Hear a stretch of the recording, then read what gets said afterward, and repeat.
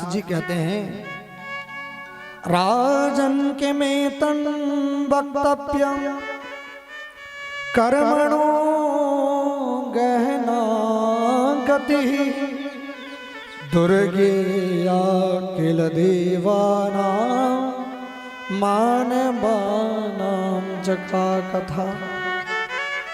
बोले स्वयं भगवान कृष्ण भगवान राम भी कर्म से बंधे हुए हैं, तो एक साधारण मनुष्य की बात क्या करें। 3 प्रकार के कर्म होते हैं जीवन में, शुभ अशुभ और मिश्र। शुभ कर्मों का नतीजा स्वर्ग होता है अंत में, अशुभ कर्मों का नतीजा आपको नरकों में लेकर के जाएगा। और जो मिश्र कर्म होते हैं उसकी विशेषता यह है कि महाराज आप जितने पुण्य करते हो उतने ही यदि पाप भी जीवन में है तो उन पुण्यों के आगे कभी न कभी भगवान का नाम लेने से, जैसे अग्नि स्पर्श करने पर जलाती है, चाहे अनजाने में ही आप भगवान का नाम क्यों ना हो, क्यों ना लो, तो जो मिश्र कर्म है जिसमें पापों की जो संख्याएं हैं हमारे पास जीवन में, उनका जो लेवल है ना वो मिलता जुलता रहता है भगवान का नाम लेने से। तो ये होता है मिश्र। आपके कर्मों से ही आपका जीवन, आपका भाग्य, आपका जन्म सार्थक हो सकता है। 2 चीजें मनुष्य के साथ हमेशा चलती है, क्या? क्रियमाण और संचित। आप अभी वर्तमान में जो कर रहे हो ये आपको आगे भोगना पड़ेगा। इस बात को ध्यान में रखते हुए कर्म करना। और यदि जीवन में दुख आ जाए तो समझ जाना कि हमने जो पहले किया था, जो संचित था, उसके कारण ये दुख हमें मिल रहा है। तुलसी बाबा कहते हैं, कर्म प्रधान पेश्व करी राखा, जो जस करहि सो तस फल चाखा। जब कर्म करने में हम लोग पीछे नहीं हटते तो पर दुख भोगने में क्यों? अच्छा, व्यक्ति भगवान को तभी याद करेगा जब बहुत ज्यादा दुखी होगा। जबकि नियम यह नहीं है, नियम कहता है कि आप सदैव तत्पर याद करें। मां का स्मरण तो सदैव करना चाहिए। हमारे आदि गुरु शंकराचार्य जी ने लिखा, आवत्सुमगन स्मरणं त्वदीयं करोमि दुर्गे करुणार्णवेशे,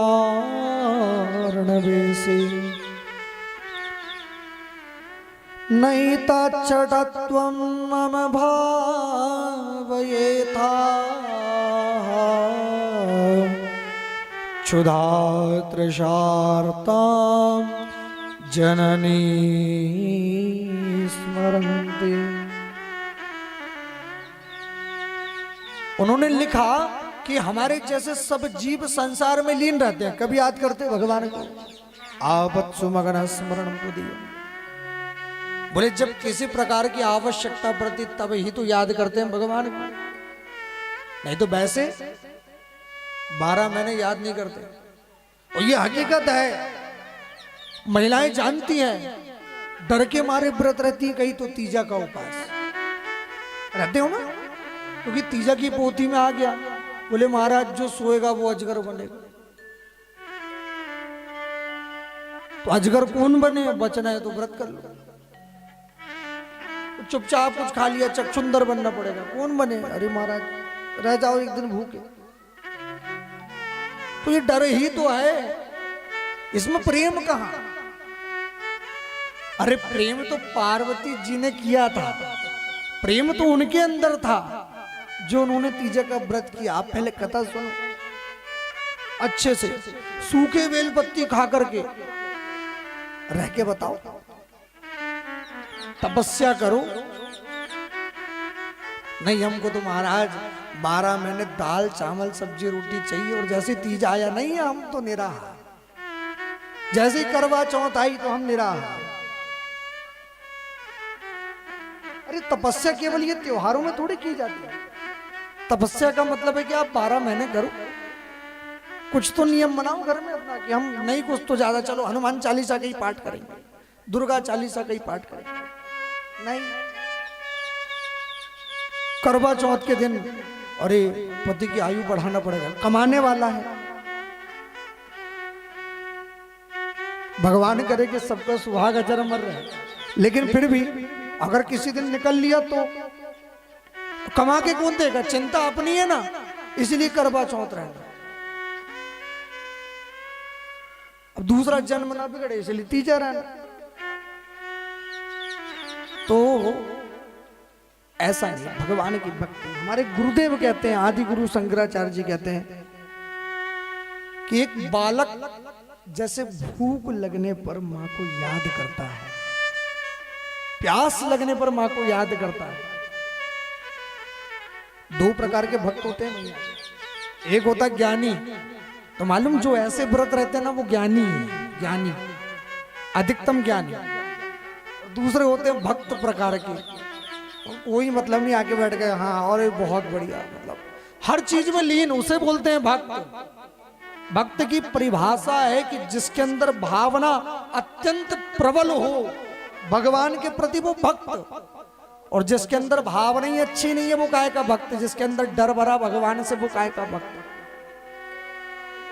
तो भक्त बनो, यदि भक्त बनोगे तो जब मां को याद करोगे ना भूख लगने पर भी, तो मां आपको भोजन कराएंगी, कहीं से भी व्यवस्था करके करवाएंगे।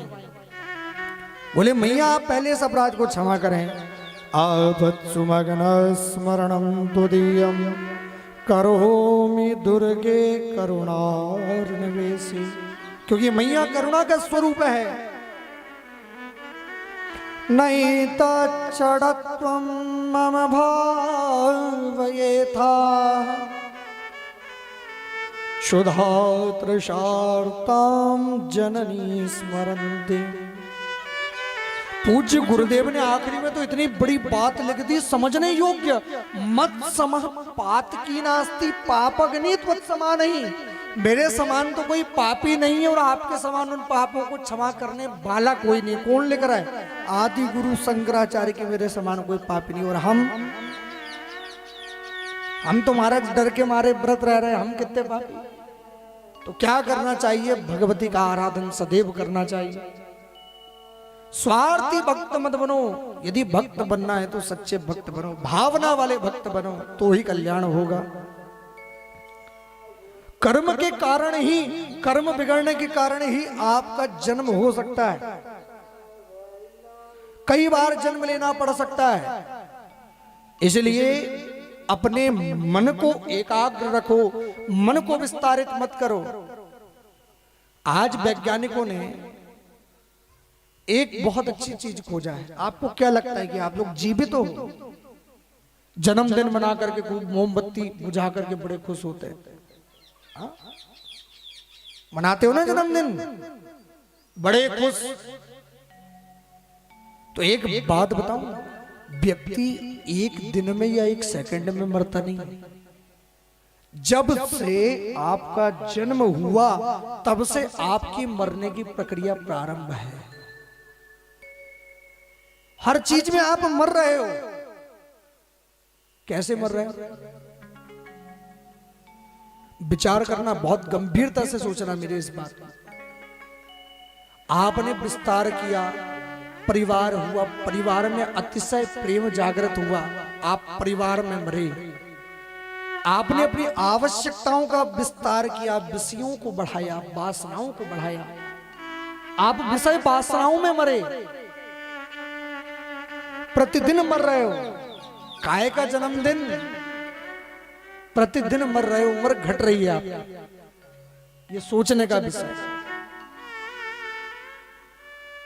यदि सच्चा जन्मदिन मनाना हो ना, सही जन्मदिन मनाना हो, तो जन्मदिन के नाम पे भक्त भगवान की पूजन आरंभ कर दो, कम से कम अंत की गति सुधर जाए।